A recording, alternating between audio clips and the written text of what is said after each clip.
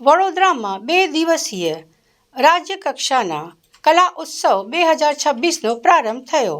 વડોદરામાં યોજાયેલ વિકસિત ગુજરાત 2047 થીમ આધારિત 2 દિવસીય રાજ્યકક્ષાના કલા ઉત્સવ 2026 અંતિમ સ્પર્ધામાં રાજ્યના ખૂણે ખૂણેથી આવેલા 60 વિજેતા કલાકારો તેમના શિક્ષકો સાથે આવ્યા હતા.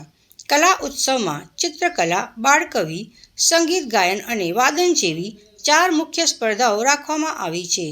ચારેય સ્પર્ધાના અંતિમ રાઉન્ડ બાદ સમાપન સમારોહ આવતીકાલે યોજવામાં આવશે.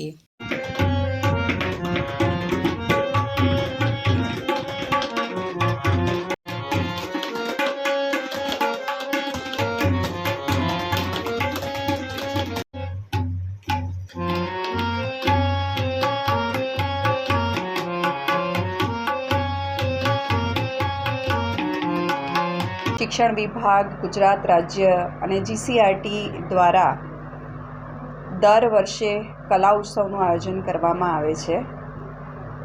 આ કલા ઉત્સવનું આયોજનમાં ગુજરાત રાજ્યના જુદા જુદા જિલ્લાઓમાં ઉચ્ચ પ્રાથમિક વિભાગ, માધ્યમિક વિભાગ અને ઉચ્ચતર માધ્યમિક વિભાગના વિદ્યાર્થીઓ જુદી જુદી સ્પર્ધાઓમાં ભાગ લેવામાં આવે છે. સ્પર્ધાઓની વાત કરીએ તો બાલકવિ સ્પર્ધા, ચિત્ર સ્પર્ધા, સંગીત ગાયન સ્પર્ધા અને સંગીત વાદન સ્પર્ધા. આ સ્પર્ધા કરાવવાનો હેતુ ફક્ત માત્ર એટલો જ હોય છે કે બાળકોમાં જે પણ કલા પ્રતિભા છે એ પ્રતિભાને બહાર લાવી અને બાળક છે એ ખરેખર પોતાના જીવનમાં એક આગવી કલા પ્રાપ્ત કરીને પોતાનું જીવન છે એ ઉજ્જવળ કારકિર્દી પ્રાપ્ત કરે.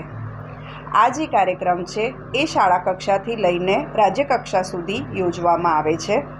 બાળક છે એ શાળા કક્ષાએથી વિજેતા થઈ અને CRC કક્ષાએ, CRC કક્ષાએથી BRC કક્ષાએ, ત્યારબાદ જિલ્લા કક્ષાએ, ઝોન કક્ષાએ અને ત્યાર પછી રાજ્ય કક્ષાએ આવે છે.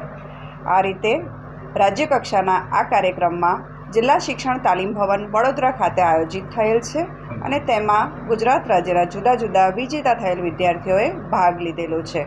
નમસ્કાર.